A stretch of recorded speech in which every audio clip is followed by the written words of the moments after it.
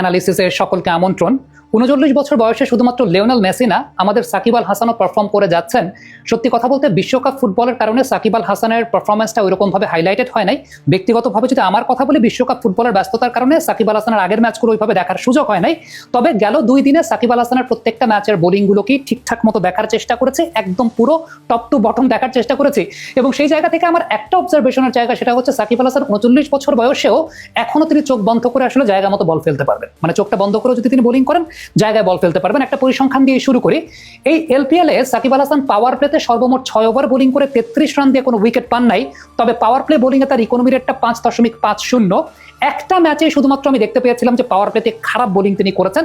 সেই ম্যাচটাতে আমি জানি না, আইলাইনের উপরে অনেক ফ্লাইটেড ডেলিভারি করছিলেন এবং ক্রিস লিন ব্যাটার ছিলেন, তার এগেইনস্টে বড় শট খেলেছেন। আদারওয়াইজ তিনি পাওয়ার প্লেতে যখন বোলিং করছেন, একটা কমন বিষয় আমি লক্ষ্য করছি, সেটা হচ্ছে আইলাইনের নিচে জোরের উপর বোলিং করছেন।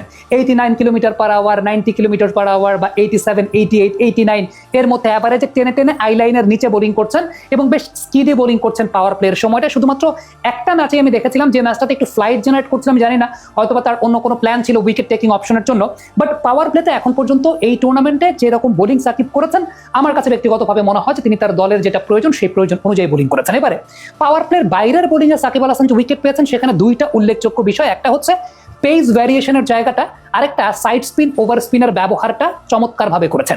পেস ভ্যারিয়েশনটা কেমন ভাবে করেছেন আমি যদি আপনাদেরকে একটু বলি, তাহলে একদম প্রথম ম্যাচটা যদি আপনি একটু চিন্তা করে দেখেন, হেনড্রিক্সের উইকেটটা তিনি যেভাবে নিয়েছিলেন, সেটা শর্ট অফ দ্য লেন্থের বল ছিল, ইন্টেনশনালি শর্ট অফ দ্য লেন্থের বল করেছিলেন।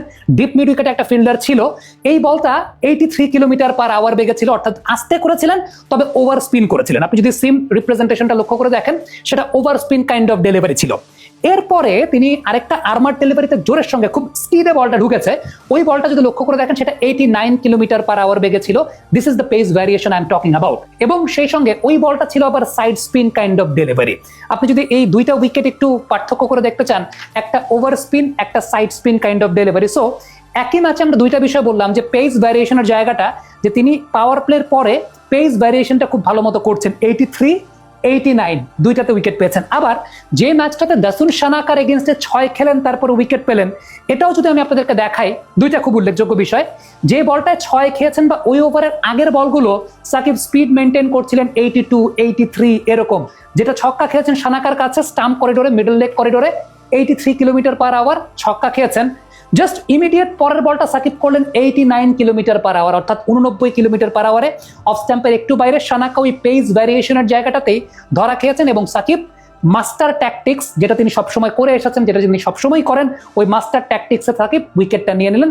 পেস ভ্যারিয়েশনের জায়গাটাতে একটা 83 ছিল, যেটা ছক্কা খেলেন, পরেরটা 89, একদম চোখের সামনে প্রমাণ। আমি সেকেন্ড ম্যাচ যেটা সাকিব খেলেছেন, সেই ম্যাচটা যদি বলি, সেই ম্যাচে যে উইকেটটা নিয়েছেন, ওইটাও একটা side spin kind of delivery ছিল এবং 89 কিলোমিটার পার আওয়ারে ছিল। আপনি সানাকার বলটাও যদি দেখেন, সানাকার বলটাও side spin kind of delivery ছিল, 89। তো সাকিব পরের স্পেলে এসে যে বলগুলো করছেন জোরে, ম্যাক্সিমাম জোরের বলগুলো আসলে সাইড স্পিনই করছেন। আবার যেগুলো আস্তে করছেন, সেগুলো দেখা যাচ্ছে over spin kind of delivery করছেন। সো তার মধ্যে ডিফারেন্ট কাইন্ড অফ মিক্সচার রয়েছে। এবং সাকিব আল হাসান নিজেই আসলে এমন একজন প্লেয়ার, যাকে আপনি ডিকোড করতে চাইলে আপনার অনেক কিছু নিয়ে ডিকোড করতে হবে, মানে অনেক কিছু নিয়ে আপনাকে কথা বলতে হবে। He is that kind of player. এবং এই টাইপের প্লেয়ারকে নিয়ে অ্যানালাইজ করতেও আসলে মজা লাগে, কারণ তার মধ্যে অনেক ধরনের ভ্যারিয়েশনের জায়গা রয়েছে। সো আবারও বলবো যে 39 বছর বয়সে আমরা তো এক মাস শুধুমাত্র লিওনেল মেসিকে নিয়ে বুধ হয়েছিলাম। 39 বছর বয়সে শুধুমাত্র লিওনেল মেসি না, আমাদের সাকিব আল হাসানও পারফর্ম করে যাচ্ছেন এবং বেশ ভালো মতো পারফর্ম করে যাচ্ছেন। কমেন্ট বক্সে আপনাদের মন্তব্য, মতামত জানতে চাই, লিখে পাঠাবেন।